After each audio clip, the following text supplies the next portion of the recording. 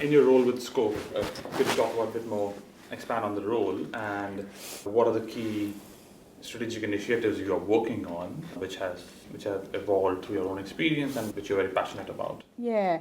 So my role at Scope is Chief Operating Officer for Victoria, which means that all service delivery reports up to me. So that is all our CIL accommodation, which is over 300 sites, and it's a very large portfolio.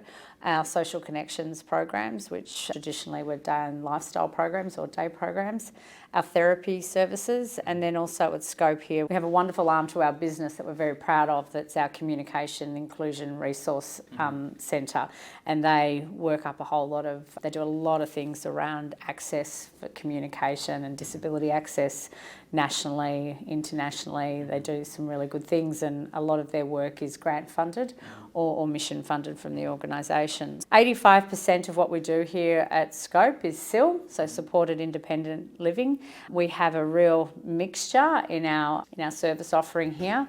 We are the combination of many parts, and we have a lot of history in our organisation from different parts. So we have the original Scope business, which used to be called the Spastic Society, and the origins of that was an organisation set up by parents who were looking for solutions for their children who by and large had cerebral palsy. It was very therapy-based, very day centre-based, and as those children grew up, it then moved into accommodation. Most of that service grew, I would say, organically, not unlike many other disability services in Victoria, and they were led by passionate parents who were committed to finding solutions for their children because there were no other solutions for them. So we have that part of our business that has, aged and changed a bit, and many of those older parents are no longer here at 75 years old. They would be very old. And then we acquired a large proportion of state government homes that we refer to as Home at Scope, and that was a huge acquisition, and it was over 240 homes as part of that acquisition in Victoria.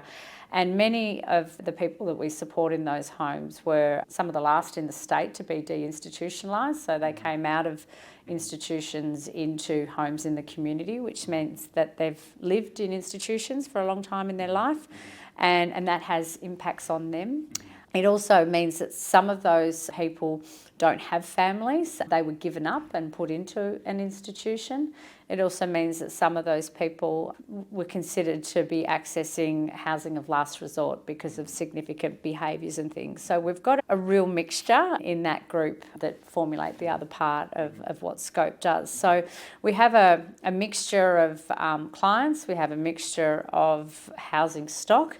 A lot of it is not purpose-built for the needs of the people that we have today, and there's various amounts of work being done around all of that, and also our workforce has come from different parts as well. Powerful. Thanks for sharing